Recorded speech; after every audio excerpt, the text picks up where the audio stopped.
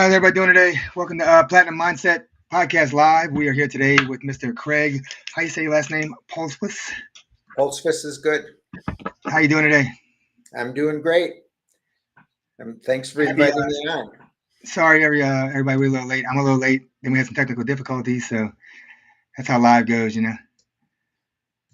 All right, Mr. Craig, we're resilient. We're resilient. We can make it happen. Tell us a little bit about you. Tell us who you are.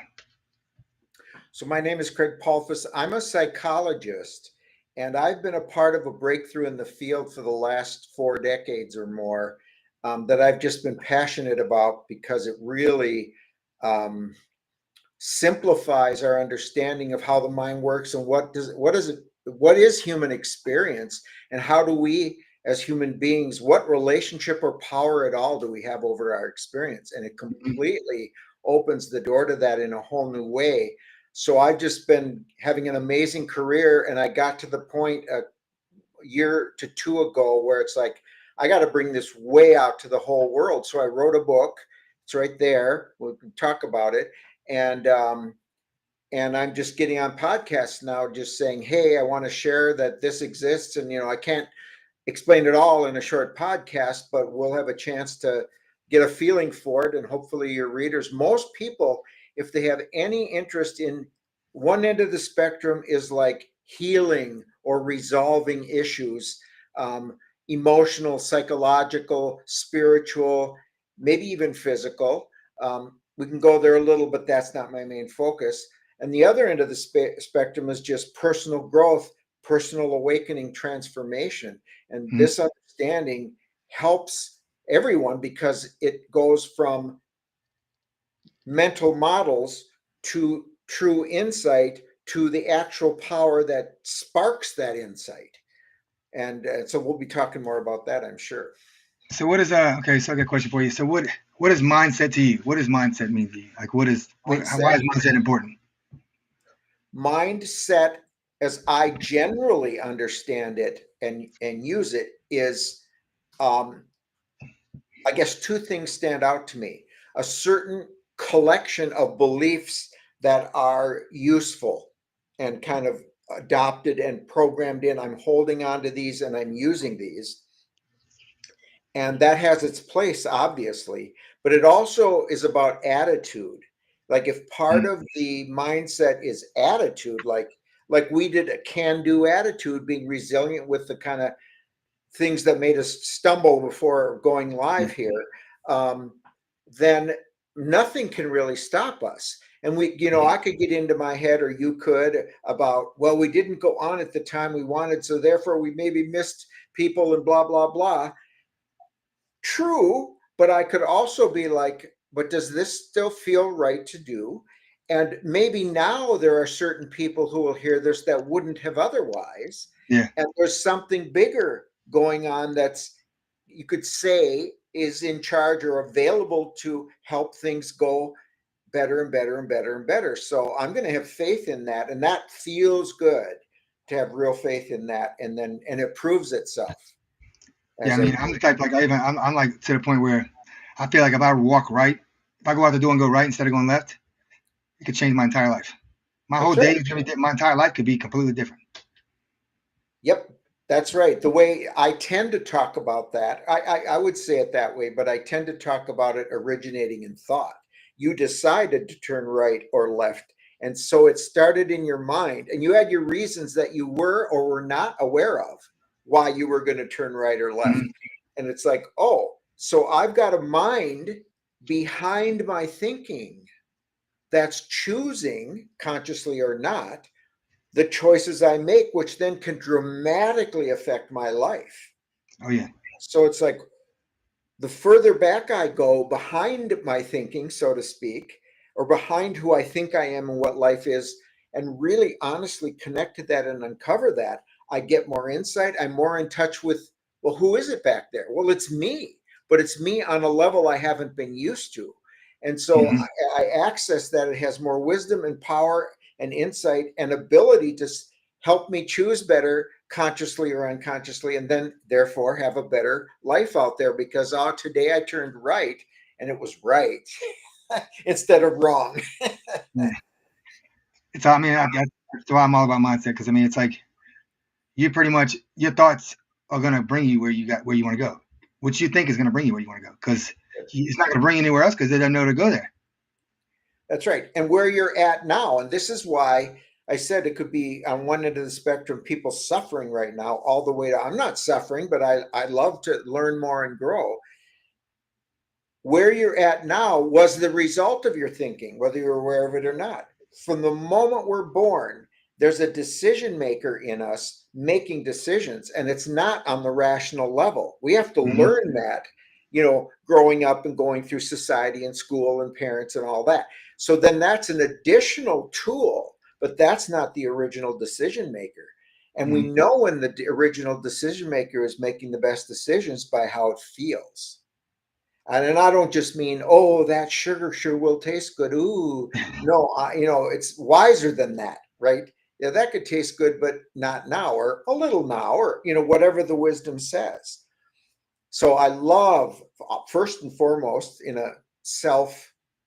It's not selfish in a negative way, but in a selfish way. I love realizing this and growing in this myself. And then, of course, Mm-hmm. one of my favorite quotes is the nature of love is to give itself away.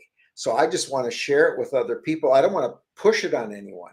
But if Yeah. there's people who are, suffering, so they're interested, or just interested because they love growth and insight and and having as good a life as they can, because deep down we all know this thing is going to end sometime and we don't know when, and it's a miracle, and we want to appreciate it and make the most of it, and not in a crazy way where we make ourselves suffer a lot, but in that kind of that flow state. I Yeah. imagine you talk about getting in a flow state, and in that way, and then ride that wave all the way to the end.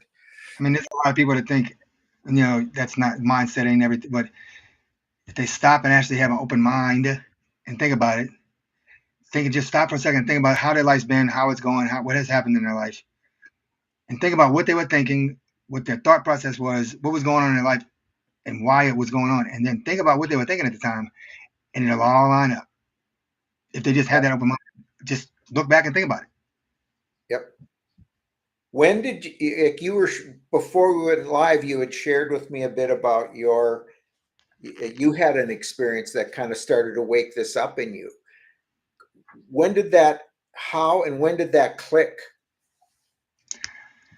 And then I'll So it share clicked my story. so it clicked whenever I was like when I was going through when I had my knee surgery and I had gotten my first pulmonary embolism. And to me, when a doctor tells me something, it goes in one way and out the other. And this was at a time that I'd be like, you need to really pay attention to this because somebody dies like every 33 seconds of this. I'm like, it's not gonna be me. I'm not worried about it. It's not gonna be me. I'm not worried about it. So that's what I kept thinking. And then I watched my dad's friend that got MS. He got diagnosed with MS, but he really didn't have any symptoms. But he's over here telling himself how sick he is and how he's got MS. He slowly just started teaching. He started telling himself into death. Is basically because he started, I'm sick, I'm sick, I'm sick. Well, guess what? Your ass is, that's all your mind knows. And I'm like, geez, what is he? What are you doing? And I kept getting pulmonary embolism, pulmonary embolism, pulmonary embolism, one after another, going to the hospital, surgeries. And it was like 4 years of just solid. That was my life. I mean, it just felt like, I was falling apart. But there was never a time that I was like, this is it. I'm sick. I never told myself I was sick. I said, you know what, this, whatever, come on, get this over with. I got to go home. I got stuff to do. And I was in the hospital. The doctor would come in my room and be like, where's the patient at? Because I'm not wearing a gown. I'm wearing jeans and a shirt. I'm gonna be comfortable. I'm not wearing that freaking big old tent or that Speedo you give me, whatever one it's gonna be. And he'd always come in. He's like, "Well, who's the patient?" I'm like, "It's me." He's like, "What? You look fine." I'm like, "No." I have with two pulmonaries, one in each lung, and then I have one next to my heart. He's like, "I don't, man, you look healthy as I do because I keep pushing forward. Now, if I told myself I'm gonna die, I'm gonna die. I probably wouldn't be sitting here right now.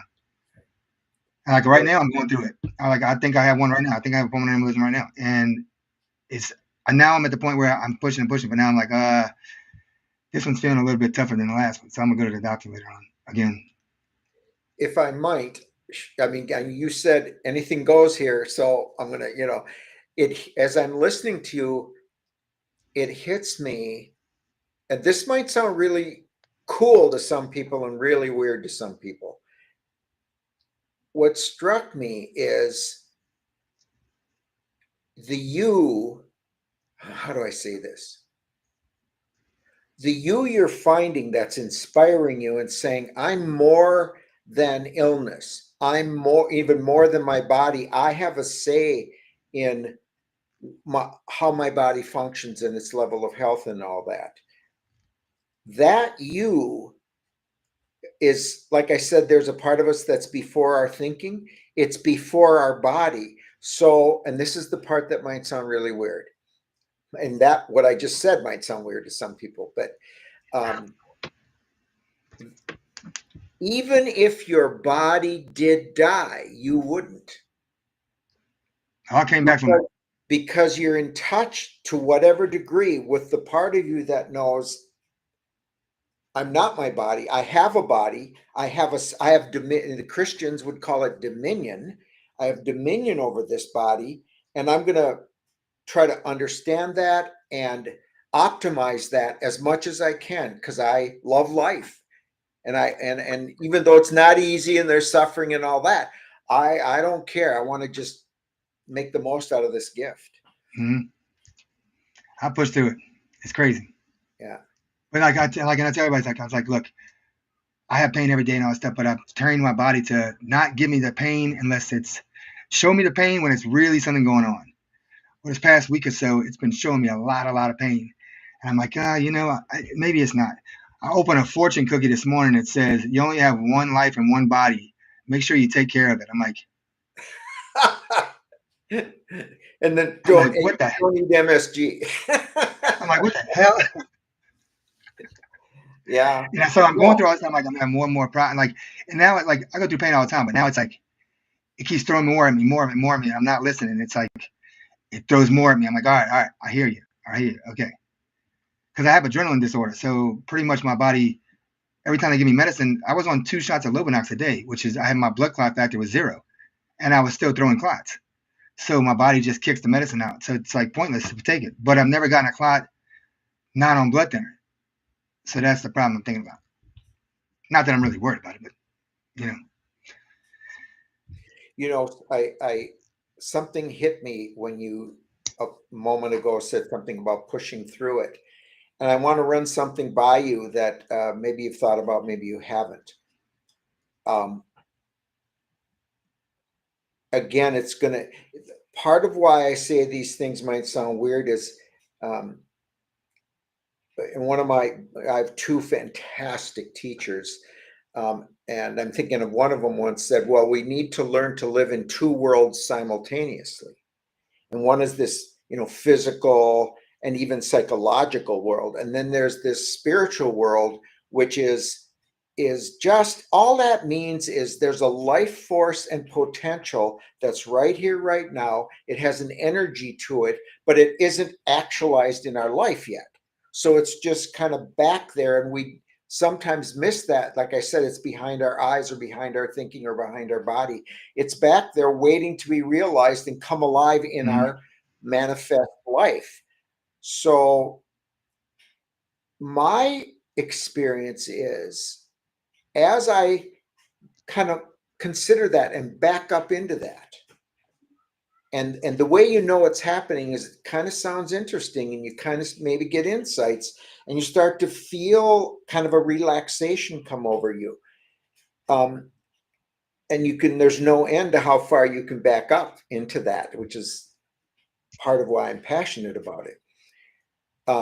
But I push into it. The less we're in that, my observation is, all we've got is, well, I either have to give up or I have to push. The more we back up into that, yes, sometimes there's push, but it feels more like we can relax and something greater, call it life, call it God, whatever you want to call it, your inner wisdom is pulling you through it. So that's why we can start to relax more. It's like, oh, I have to hang in there and affirm what I believe and my desire to live and heal. But what if I could stick with that desire, that intense appreciation and desire, but then right around it, just relax and let that Well, it's infinite potential because I can't feel any edge back there to that.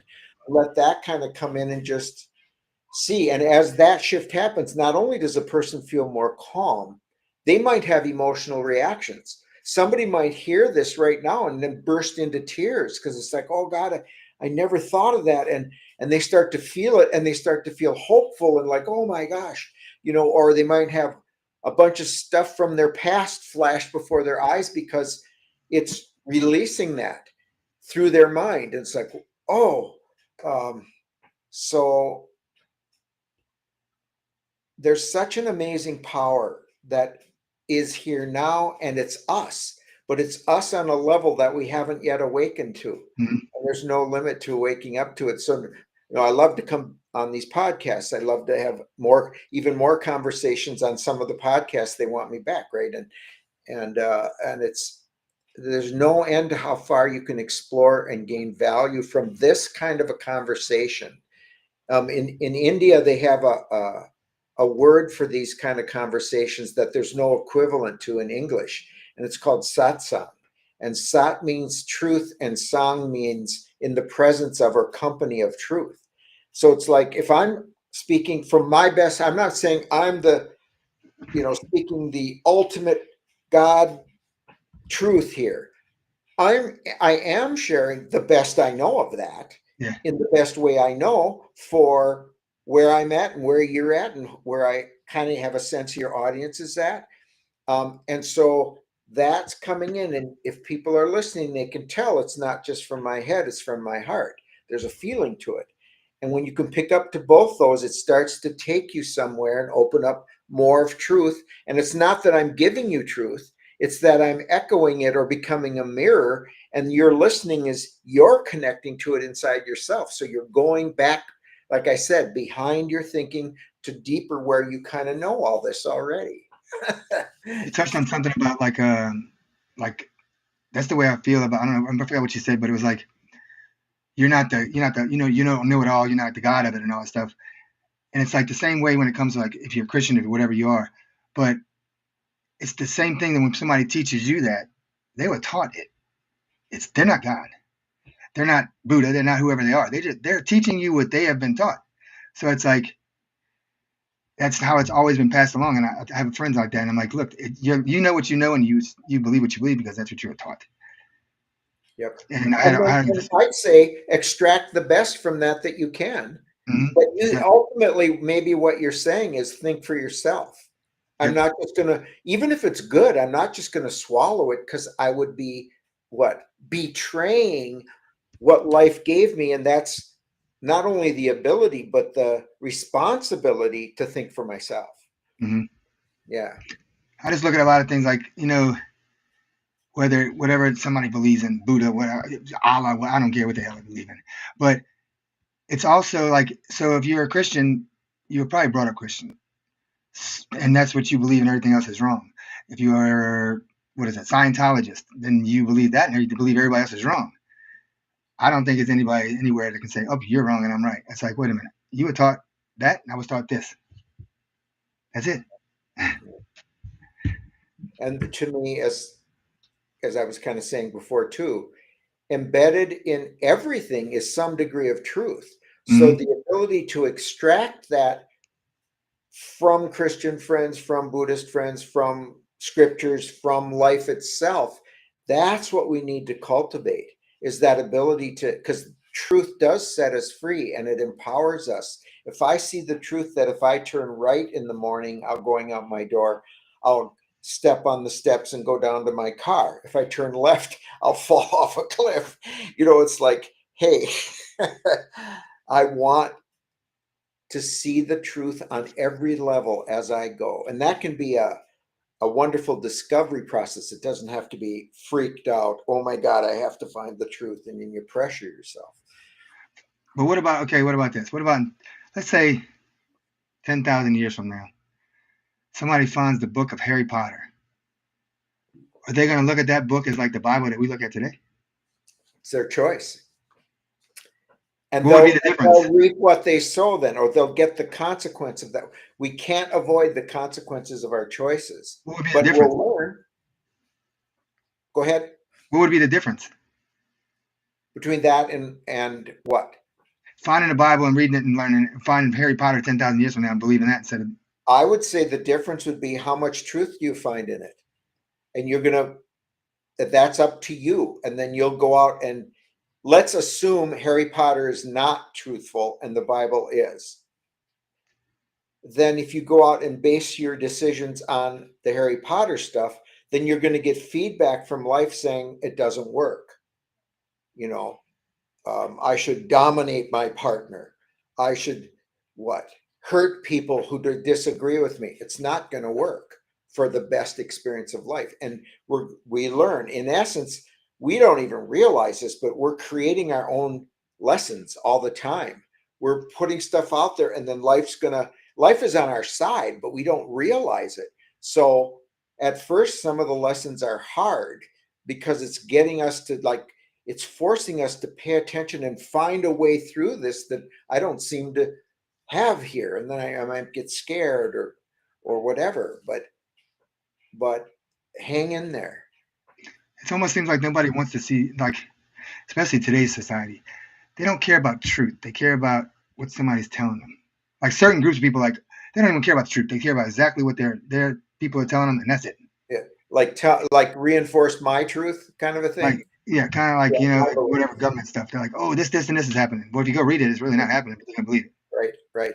Yeah, I've been amazed at through my life how there's more and more of what I think you're saying, and that's maybe I don't know if that's been a conscious motivator for me, but I bet that's part of what has motivated me to get out there and it's like there's a crying need in the world, in human hearts and minds, for the truth that honestly sets them free. And I don't mean that in a religious sense, and so it's like, hey, it's my joy to do my little part because I had my own awakening experience at age 28 that we talked about before going on.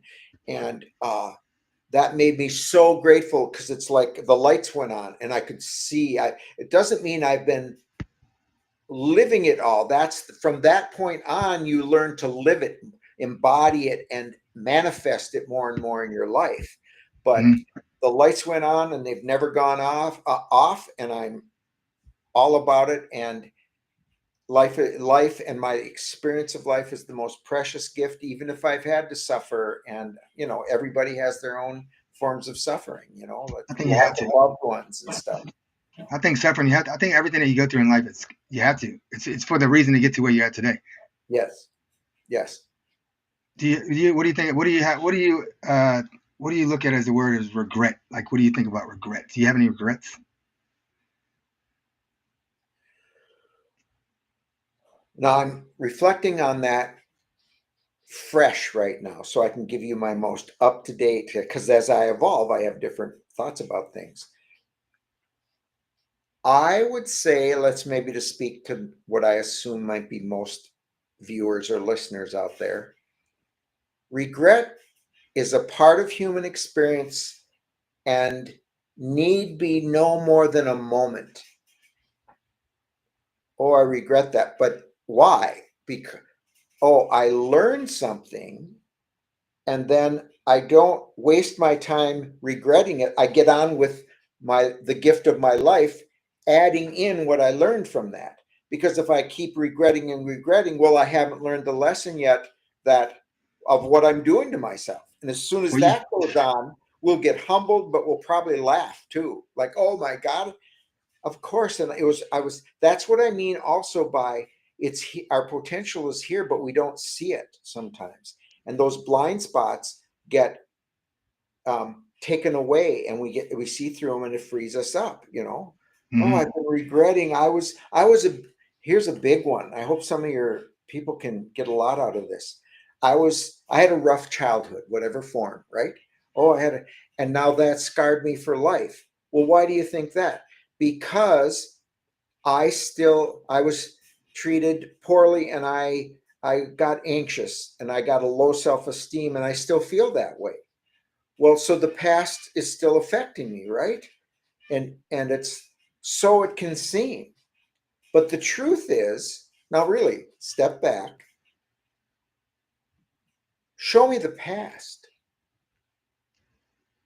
It doesn't exist. It was instantly wiped away, and you were given a fresh start. Now, I'm not saying your experience wasn't traumatic or whatever, but you're given a fresh start. So, what is it then that, how is it I'm suffering when I'm being given a fresh start, a fresh breath every moment? Well, number one, I'm not seeing that clearly, because if I saw it clearly, I'd feel it. I'd feel like, oh, that was bad, but oh, thank God, I know, deep breath, thank God. Oh, I can start fresh. That's number one. Number two is, what is it I'm feeling? It's my thinking, it's memory. Memory is thought. Who thinks my thoughts? Me. Somewhere in me, I'm innocently, unconsciously choosing to recreate those memories and innocently re-traumatize myself. And when we start to glimpse that, see, you're smiling, and it's like people, some smile, some laugh, some cry when they go, "Oh my God," and some go, "That's crazy," and they fight that. But You're if they speaking the words come out. Like it's almost like you're me, or the older version of exactly what I feel and say. yeah, yeah. So it's like when we can start to live in that awareness, it's not like you walk around in the forefront of your head going, every moment is a fresh start. Every moment is, well, that would be distracting. That would be weird. But there's an understanding, like once you learn to get up and walk, you don't have to think that much about it. You just get up and walk, right? We get freed to be in flow, Mm-hmm. flow walking, flow thinking, flow living. So hopefully some people see, oh my gosh, my painful past will dissolve into, these are both true, nothing and okayness, to the degree I can see that it was my thinking. And then, well, don't I have to think positive then? Don't I have to work on my thinking? No. You have innate health and wisdom that the more you see it, your system will stop doing it. Just like if there was a fire over here of a candle, and as I gestured, I put my hand in the candle and I didn't realize there was a candle, and it would start to hurt. And as soon as I don't have to think about, like, why is my hand hurting? Should I move it?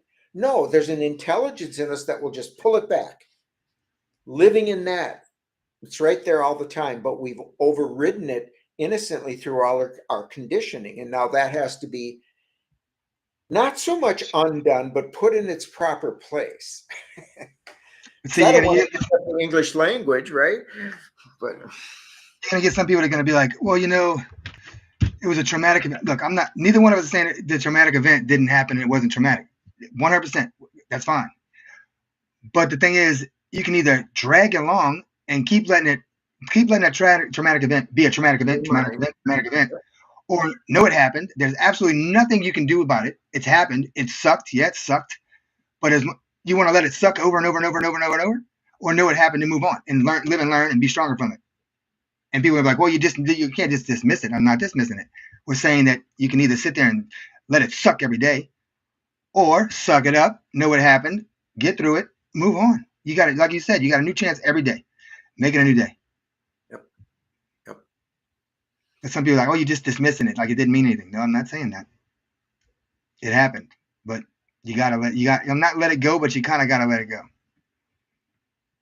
Well, yeah, maybe what you're saying is you don't have to forget it, but you do have to let go of it. You do have to let it be, metaphorically, let the dead rest in peace. It's gone. It's dead. It's only alive now if I give it life in my mind. And when I give it life in my mind, guess who feels it? I do. And so and if I like it, cool, let's go. I like getting out there, meeting people, whatever it is. But if I don't, well, then that's waking me up. It's like, well, Craig, it's your choice. What do you want? What do you mean it's my choice? I've just always been this way, or I just can never feel good unless I drink a bunch of alcohol or smoke a bunch of weed or whatever it is. And it's like, no, that's innocent. That's all you know. But that desire to feel good, that's at your core. That's what's driving you. And you're doing your best to find it, but you're in kindergarten. You're looking into drugs and alcohol, or you're looking into whatever it is on the outside for your good feeling, and you're not realizing yet. Yes, there's good and bad feelings associated with the outside, but the ultimate good feeling you're looking for is inside. It's back behind your thinking, back behind who you think you are and feel you are. Well, there's a you looking through those eyes that knows better and is just watching, and it's letting you decide. So it's like, wow, I better get to know my mind and my ability to make decisions and make wiser decisions. And now we go into humility and student mode, and we at least have that attitude towards life in general. And then maybe we go to people, like me in my work, or you or whoever, like we're going there like, okay, I don't know it all, but I want to learn more, and not just school learning, but life learning. So I'm interested. I'll go. I like to listen and get insights and see how that changes me. See, so the way I look at it too is like, if you talk about the problem over and over and over and over, the problem's not going to go anywhere. It's never going to go anywhere. You're alive in your mind. I say leave the problem where it's at, and the only thing you take from that problem is a solution, and then you get a result. Leave the problem. You already know the problem. Leave it back there. There's no point in going on and on and on. Yeah, it might have been traumatic, but the only reason it's traumatic is because you're allowing it to be traumatic. It happened. So if you keep letting it traumatically hurt you, then you're just letting it control the rest of your life. And I think why people do that, and I know because I've been through that, I had to grow up through that. I think we don't want to let it go because we think, well, if I just let it go, I'll never find the solution. I'm just going to have to suffer with it forever. And it's like, no, yes, you don't want to do that, because that is you could go to that place in your head and you don't want to go there. But they don't realize, and like being reminded when I can say it, when you clear your mind, you're opening the portal to insight that can help you resolve it, can help you solve it, can help you live more fulfilled and happy and effective now that you're not draining your energy on the old stuff, and you're giving it to your life and to the new possibilities. So when they see, there's a value in clearing my mind as if it's unimportant. How can I let it go? I have to make it unimportant. In a way, that's true. If it's going to distract you from your full life in this moment, then it's not only unimportant, it's bad. Don't do it. Don't cheat yourself. So many people do it though. So many people, and I don't know if you noticed that I read something about that depression was the biggest cause of it. Is most people that are depressed, or well, nowadays they put a freaking title on everything. They're depressed because that's the most people that talk about the problems. Think about problems. Every second of their life it's problem. Well, that's depressed. You're gonna be depressed. Hell yeah, you're gonna be depressed. You'll think about you'll worry about something. Didn't even happen yet.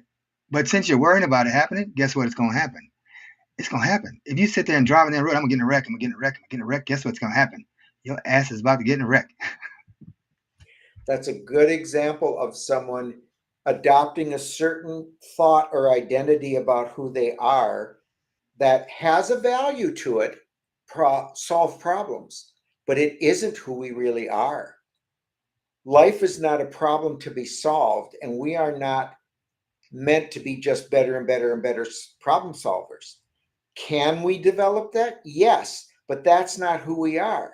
Well, then who are we? What is life for? You need to answer that question, but just I want a suggestion in that direction is we're here to receive all that this is and find and realize the gift it truly is, and then just appreciated. Mm-hmm. The new psychology I work with is called the three principles, and that explains the principles of mind, consciousness, and thought that are creating our human experience right now. And that's a fascinating, in-depth discussion. But there are another three principles that just came to mind that I wanted to share, because I know some people watching this probably are familiar with me talking about the first three principles. But the second three principles, which are totally compatible with those other ones, are know yourself, live consciously, feel the gratitude that comes out of that. So number one, know yourself so you can align with who are you really, not know who you define yourself as, or know your personality type. Oh, I'm an extrovert and I'm a this, or I'm smart or dumb. No, that's just your mind. Who is the you behind that? And that, see, there's where it becomes spiritual, in the sense of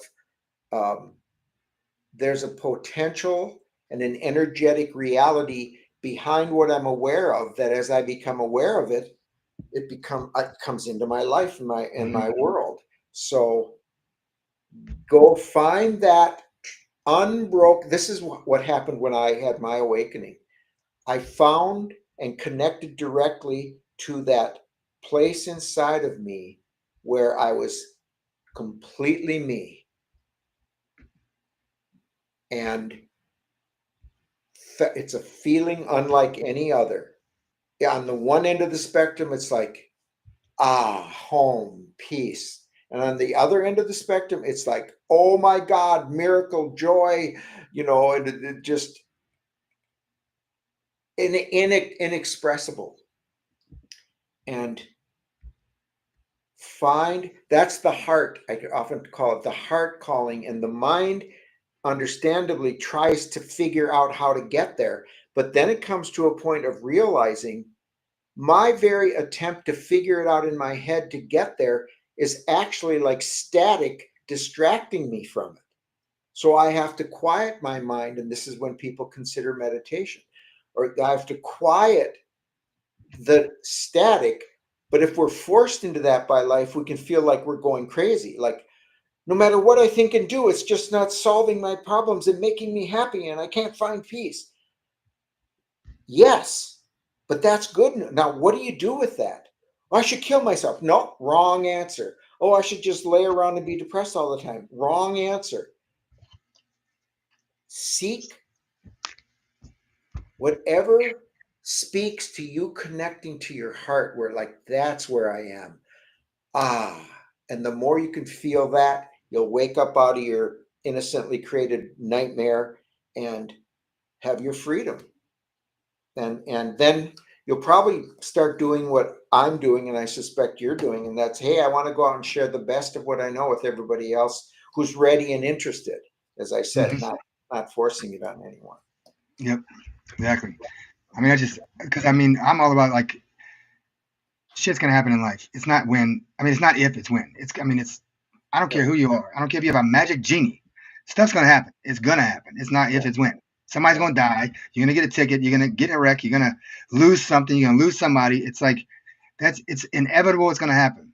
So why not? You can't ultimately be 100% ready for it, but you can be aware, and you can be ready to the point where when it comes, it doesn't break you to your knees. Because most people, it breaks them, and they get to the point, they go all the way down. Or most people know they need to change, but they know that they don't. They know they need to change, but they wait until they're just broke down to the bottom of the barrel to say, "Up, let's change."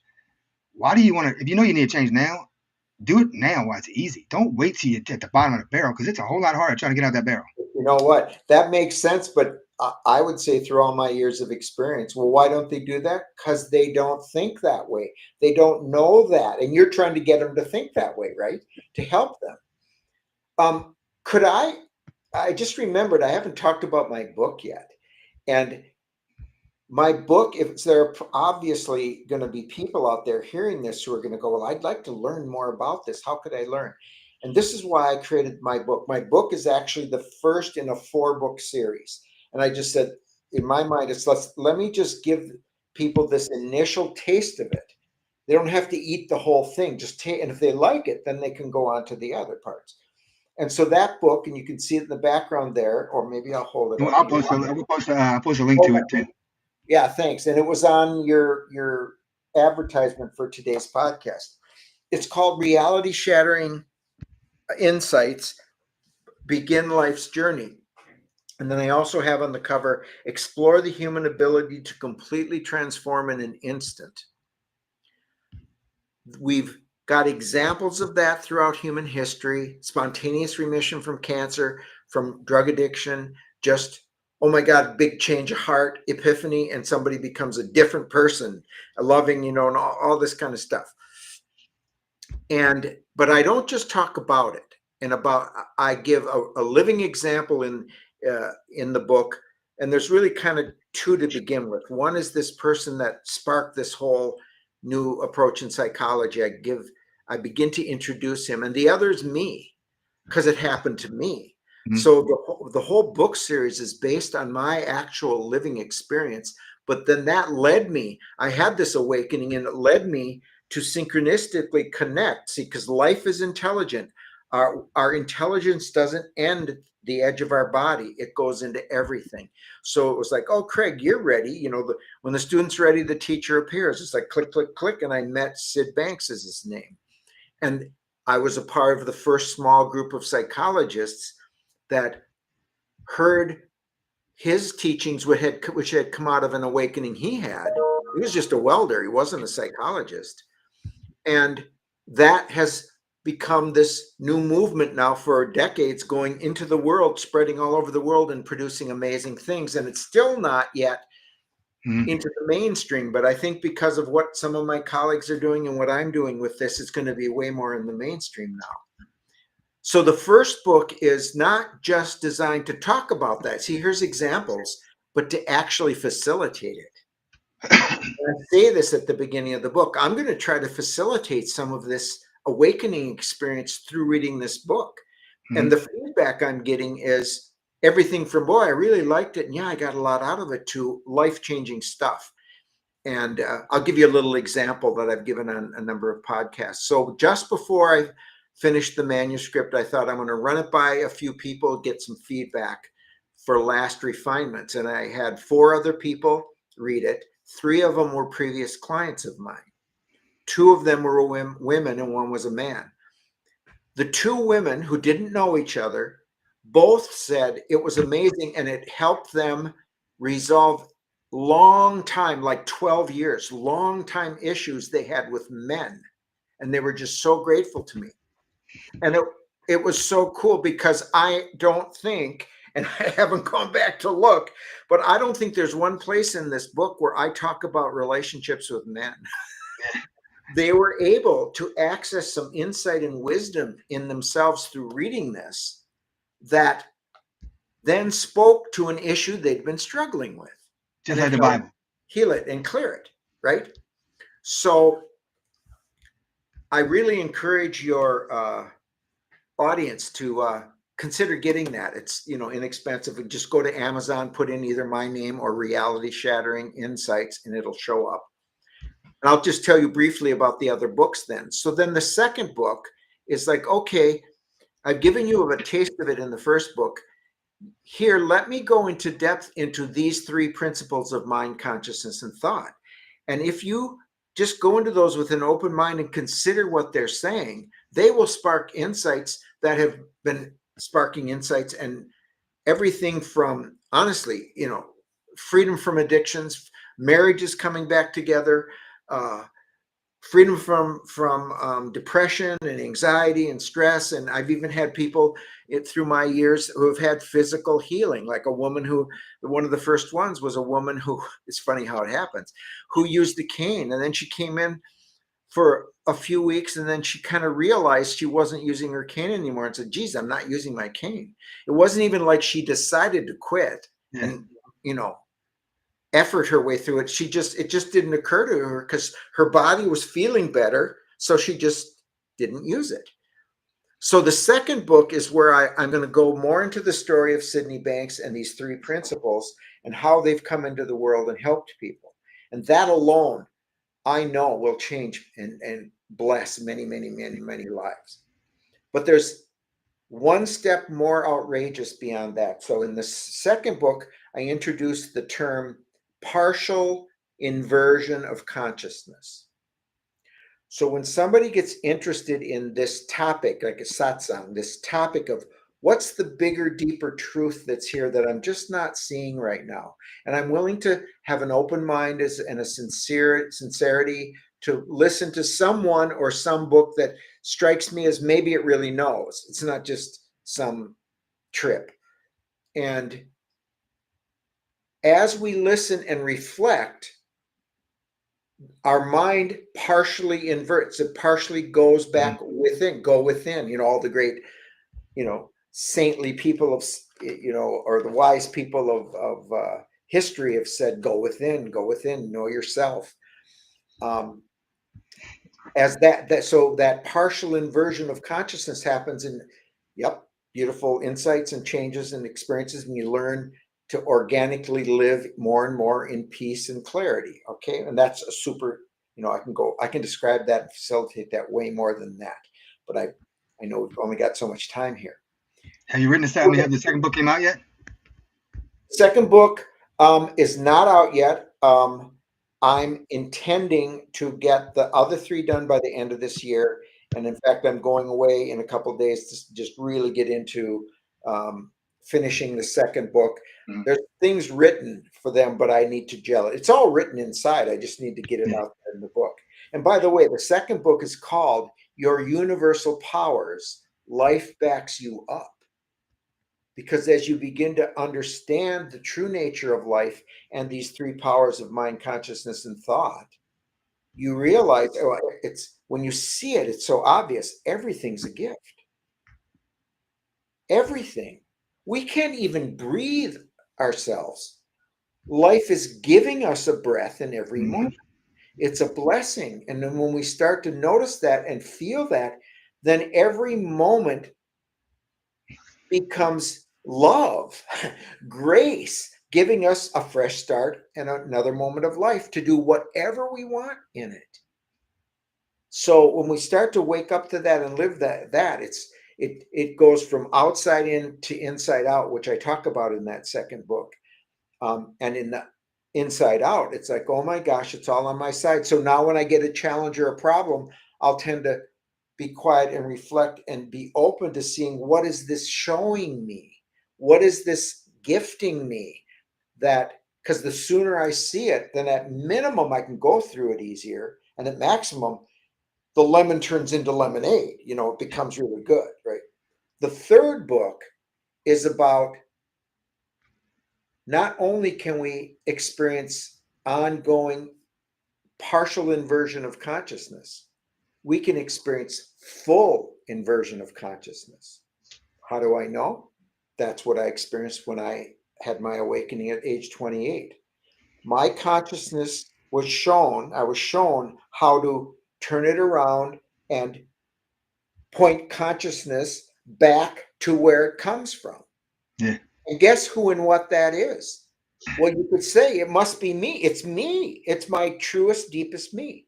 Now, this is also where people would say, well, that would be God, because we originate out of something that's bigger than us, and it's giving us this life. So we find both right there. Jesus himself, yes, I was raised Christian, but I love what he said. Don't you realize your body is a temple and the kingdom of God is inside of it? Seek knowing that first and foremost, and its righteousness, the right use of it. And then everything else will kind of fall into place and be added unto you. It's just such a truth, a life lesson for people. So my third book is about my experience of full inversion and explaining about it. And there's where I bring in a bunch of neuroscience too. I have at least a decade of experience and learning in an advanced neuroscience program used for personal transformation, not just brain trauma, right? Personal transformation. So I can explain in simple ways what's going on and why and how full inversion is possible. And then after that, it's like you still get the partial inversion, But now you've gone over a threshold inside. That's like I said, from that point forward, there's been no doubt in me who I am, what life is, why I'm here. And then it's just a matter of learning to stay with that and master that. Mm-hmm. And the fourth book is just a discussion of, if you've come with me this far, now where do we go from here? Kind of like metaphorically, like it's going to be in our heart to want to share it in our own ways, and some of those will be to come together and try to create a heaven on earth. And so it's kind of that kind of discussion. Well, we're ways away from heaven on earth. Yeah. So let's get at it. Let's not waste a moment. All that, you know how you solve that? Stop listening to the media. Yeah, right. Yeah, the enemy of the people. If you want to see, if you see something, you want to know if it's true or not, go look it up and read it what it's written. Right. On the level of truth in media. Yeah. Right. Now don't go read it on social media. That's not telling you that's truthful. Yeah, no. And go, if you want to know about a bill the government wrote, go look at the freaking website on government. Right. And then to take it back to what I was just talking about, we have a truth detector in our heart, a wisdom detector. So even if we can't figure out the truth of it on the outside, if it doesn't feel right inside, never mind. If it feels right, even though you can't explain it, maybe take a step and check it out. I think so, but I'm not going to get too political, but I think a lot of the left don't know about that. I think they're missing that truth finder in there. a lot of extreme politicians, left and right, I think they're missing that little part. I was just going to add in the extreme both ways. The extreme both ways, and I'm not saying being politically centrist means that's the best mentally healthy and spiritual place to be, because it's a whole different metric. But extremes, in the way I understand left and right politically, would correlate with some kind of mental and spiritual disturbance. I agree with you. And people, I want to have compassion and go, okay, if you're tired of that or change, then let's talk. Maybe I could help you with it. Yeah. Yeah, going to light a Tesla dealership on fire is not going to help you out any. Right. It's going to put you in jail. That's what it's going to do. Right. Because that's an extreme outside-in perspective. If you that demanding, immature, like if you don't do it my way and agree with me, well, then not you. I'll go try to hurt you and destroy you. Yeah. Fascism. I mean, and what is that proving that person is? Well, to me, it's proving that, yes, the intelligence isn't where it could be. In their soul and in their heart, they're really suffering and lost. And they need what hopefully they'll open up to, but they have free will. And if they don't, they're going to die a miserable death. But again, it goes back to you go back and go read what actually is truthful compared to what they're telling you is truthful. Right. Make a big difference. Yeah. All right, well, let's get you back on here again, because I know you got a lot more to go. So let's you come on again this week. You want to do that? If you have time, whatever, give you even more. You want me to look at my calendar right now where we're live? Yeah, we can do a second part, because I know you can go on with your go on. I know you can go on a lot more. Let's see. And it would be now. When would it be? 4 p.m. Let's say Wednesday, whatever time you want to be. So Wednesday, let's say. Well, Wednesday is not good, but Thursday afternoon could work. Thursday at 4 o'clock. Okay, let's put that down. So we got a new podcast on Thursdays now.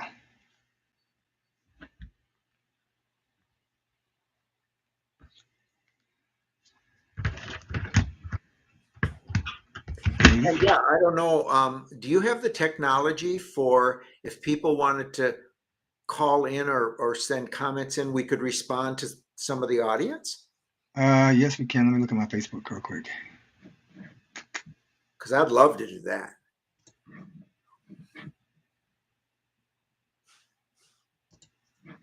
Come on, what's it doing? Let's see.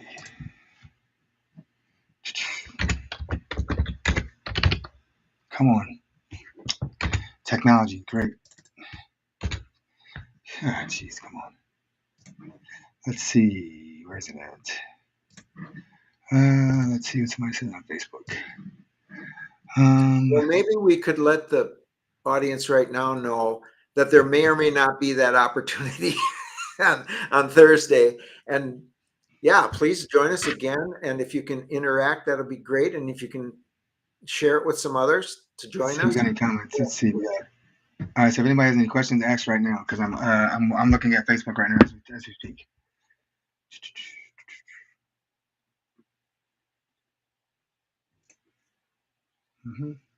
I gotta click on it, but I just can't click on it.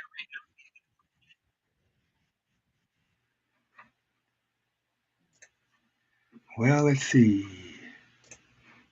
Normally I log on to my normally I log on to my my tablet, but I forgot I reloaded I had to reset my password, so now I forgot what my password is. Because it keeps saying, "Oh, got to put a new password." I'm like, I didn't have anything. Normally I write it down. I'm like, oh man, I'm gonna remember this. No, I'm not. I don't know why last time was out there. Let's see if anybody comments. Chat. Nope. No comments right now. All right. So Thursday, look, we're going to have comments. We'll be able to read them. Okay, cool. I look forward to it. And whoever's been out there listening, thanks for doing that. I hope you got something out of it. There's so much more. I'll tell you. It's great. And I'll put all your information on a post, and you can get in touch with you that way. Okay, super. And see everybody Thursday. We'll have them on again. Yep. Bye-bye. Have a good evening. Everybody, see y'all later.